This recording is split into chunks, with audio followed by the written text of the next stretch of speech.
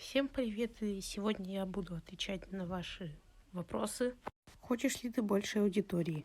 На самом деле я не знаю, хочу ли я большей аудитории, поскольку она у меня разделяется на два языка.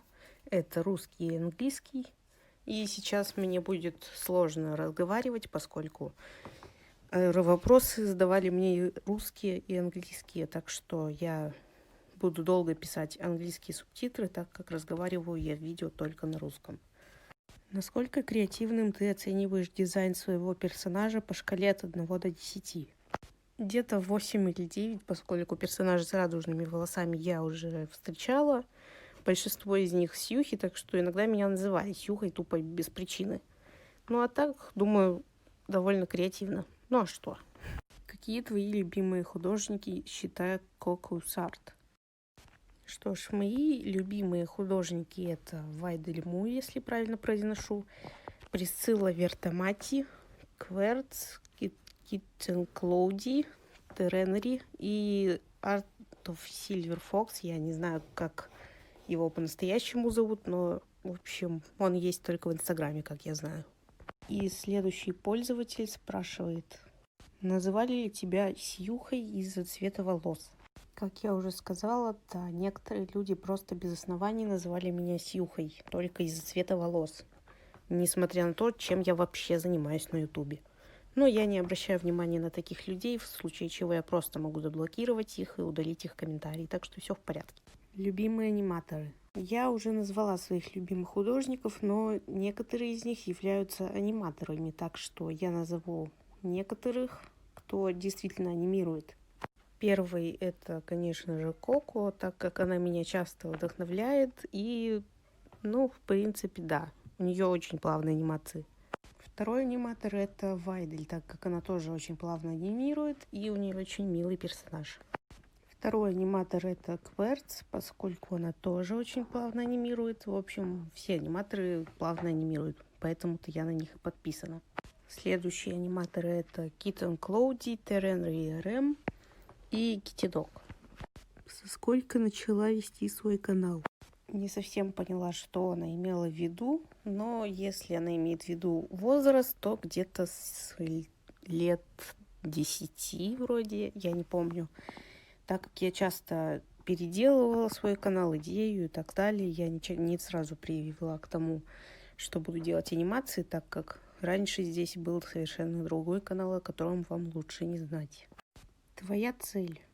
Даже не знаю, какая у меня цель, но, наверное, оставаться такой, прогрессировать все дальше и дальше и потихоньку добиваться 1000 подписчиков, поскольку, наверное, сейчас это моя основная цель.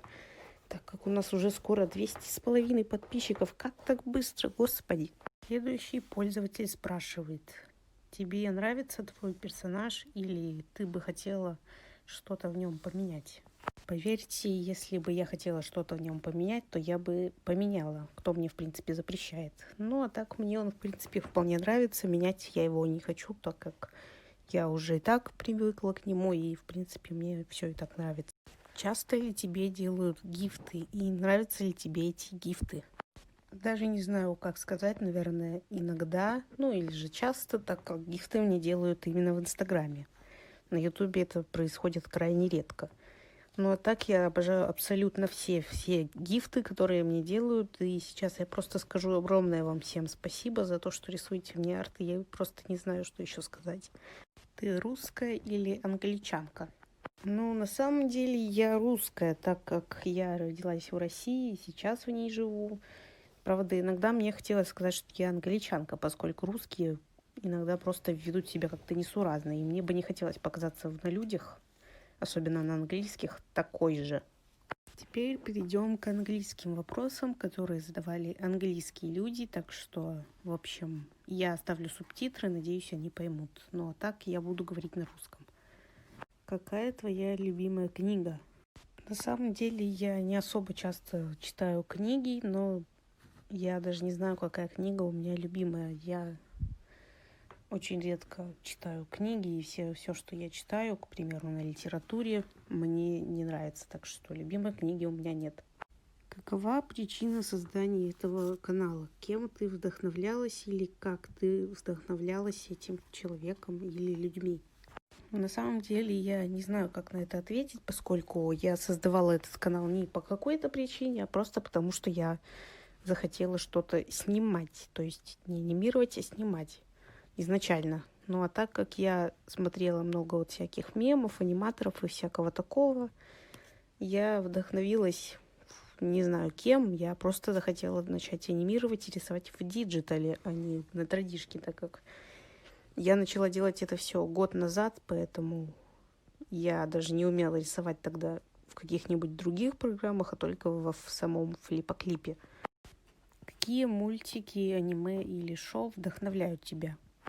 Меня не вдохновляют ни мультики, ни аниме, ни шоу. Я просто вдохновляюсь от других анимаций, то есть анимации других людей. Мне они больше нравятся.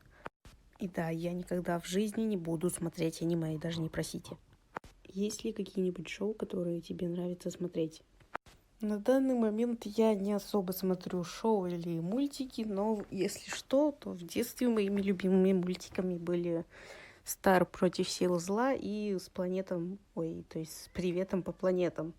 Поэтому я просто не смотрю все эти девчачьи мультики. Мне больше нравится что-то, с чего можно посмеяться, что выглядит вполне весело. И последний вопрос от Коко. Как ты пришла к такому дизайну персонажа? Я даже не знаю, как я к такому пришла, но помню, что практически не меняла своего персонажа с первого же создания, поскольку, было некоторые вещи, которые я изменила, но они особо незаметны. Так я создала этого персонажа по своим любимым вещам.